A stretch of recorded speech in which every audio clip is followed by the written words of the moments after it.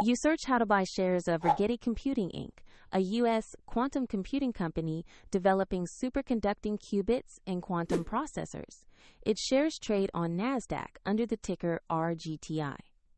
This video is an educational overview and not financial advice. To buy RGTI, you need a brokerage account, and I'll use eToro as an example to demonstrate the process. After registering, you must verify your account, usually with an ID document, and add funds before placing a trade. Use the platform search bar and enter the ticker RGTI to locate the Rigetti listing. Make sure you select the NASDAQ equity result that matches the company name and ticker. Open the stock page to review basic company information and a price chart that shows recent movement. Double-check the company name and the RGTI ticker to confirm it is the correct share.